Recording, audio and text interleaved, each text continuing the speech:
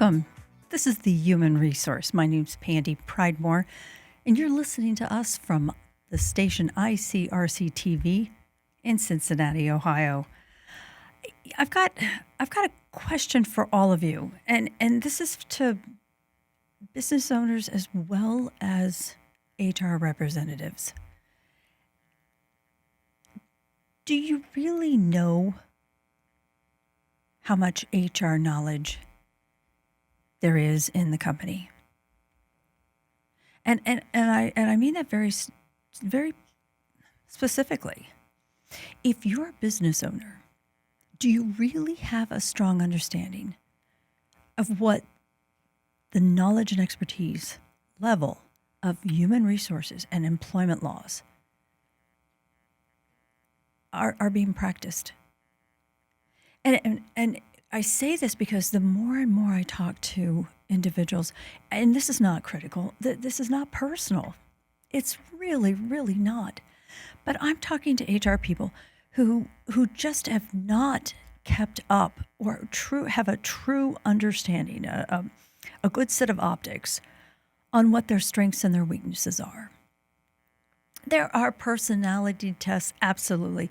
And think about how many organizational assessments there are to determine how do you build a team and what personalities are needed and who works better with whom, and how do we talk to each other and work together as a team.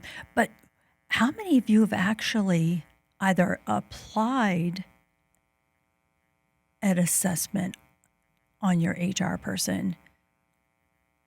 Or if you're an HR person, how many of you have actually taken an assessment to find out where your strengths and weaknesses are in terms of your knowledge?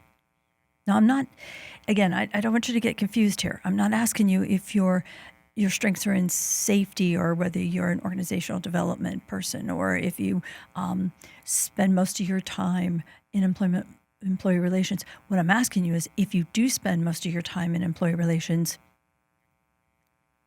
how well versed are you on wage and hour? If you spend most of your time in organizational development, how well versed are you on Title VII? And this is an extremely valid question, and I want you to think really hard about this. Again, I'm not trying to get personal in any way, shape, or form, but at the same time, I am going to challenge you from a professional perspective. Are you the best you can be if you're the HR person? And how many of you business owners are actually just going with the flow because that person's been in the role for 15, 20 years, and you think, well, heck, they seem like a great HR person. They've got to be the best.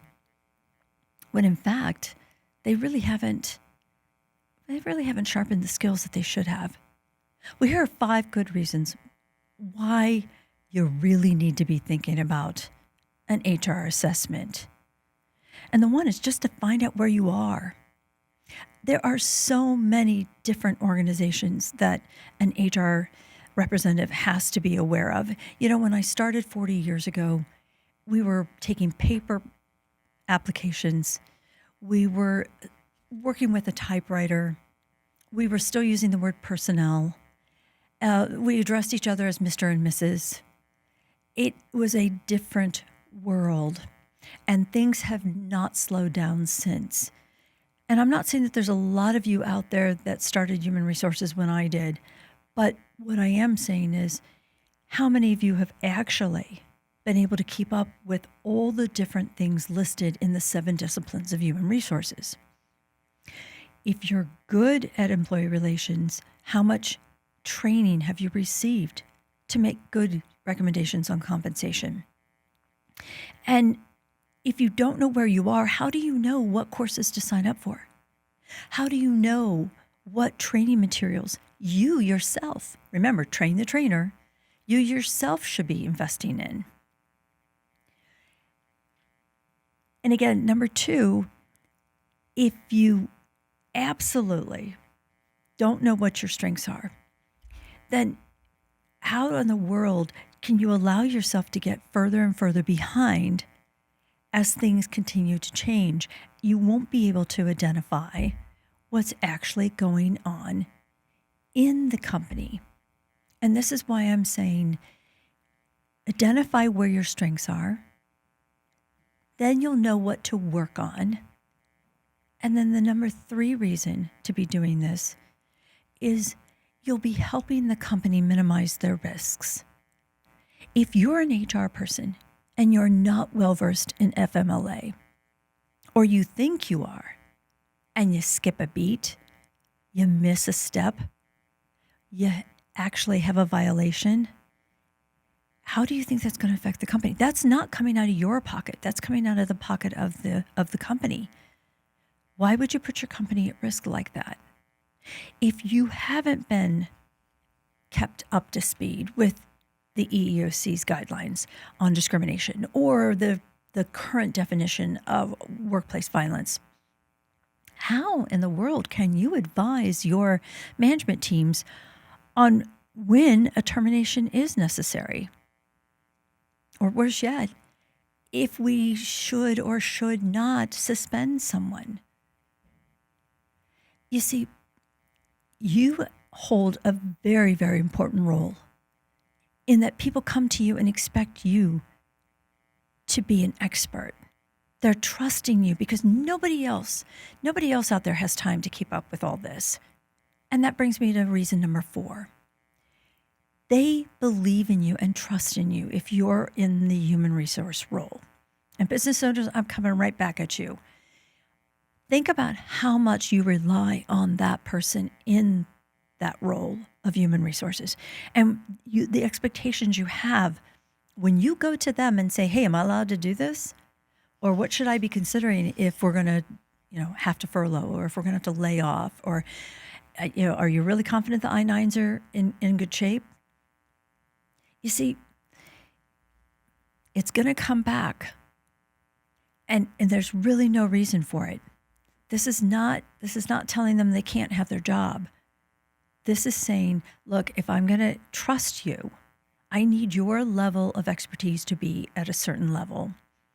And HR representatives, again, this is not personal, but when was the last time you felt a little shaky or you second-guessed yourself when you made a decision or made a recommendation?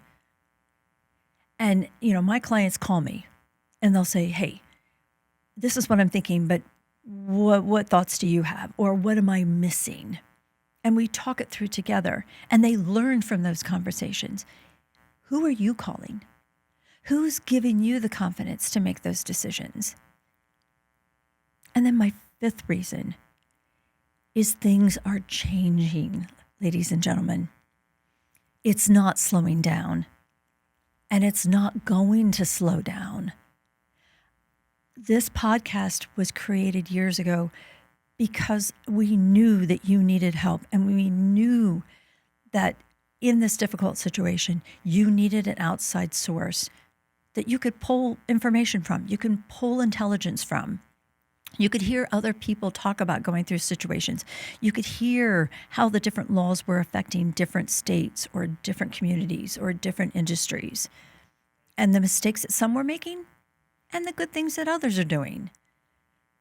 But as I have said over and over again on the show, the only constant in the universe is change. How much time does your human resource representative have to keep up with all the change? And many of you that are listening to this show, you don't have a labor law attorney on retainer.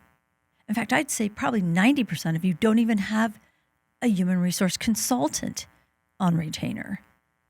So who is helping you with all your updates? And yes, I'm thrilled if you're listening to the podcast, but you might not get to my podcast at the right time, or something may change prior to me being able to get the information to you. Plausible deniability doesn't work in court. So there's 5 reasons to be thinking about doing an assessment from an HR perspective. Find out where you're at. Identify what you need. Minimize the risk and liability on the company by strengthening your weaknesses. By doing that, you'll increase your confidence. The level of your expertise will go up. And as things change, you'll be able to keep up, or at least know and have a resource by which to ask or run things by. So my thing that I'm offering today on the show is that I created an assessment probably 7 years ago, 8 years ago. And I have used it a number of times, especially with individuals, companies that come in and say, hey, I want to hire this person. They say they can do this, but how do I know if it's true? How do I know that when they say they can handle ADA cases, how do I know that they're not going to slip up? And everybody makes mistakes. That's not what we're saying here. But as employers, the business owners, you guys want to know that if you put somebody in that position, they're who they say they are. And my assessment actually, and again, with the attorneys that I work with, we pulled this together. It will give you a better snapshot. And HR representatives, if you want to reach out to us and take this assessment and not tell anyone, that's great. That's fine. I will applaud your humility in wanting to learn where you are and understand how to grow in your career of human resources. And it's very simple. We can do it virtually. It takes about 20 minutes. You get a limited time, obviously, to answer a number of questions, and then we go over it with you. We sit there and we talk about it, and we help you create a plan. It's great when I get your questions and your feedback, but it's even better when I can talk with one of you and actually help watch you grow in your career and watch you strengthen what you already know, but also learn new skills and expertise. HR assessment. I want you to think really hard about this. Again, I don't care whether you're a business owner. I don't care if you're the HR rep.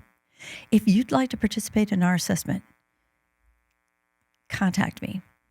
And that's here at the station. Look me up on LinkedIn or get a hold of me at ppridemore at thehumanresourceusa.com.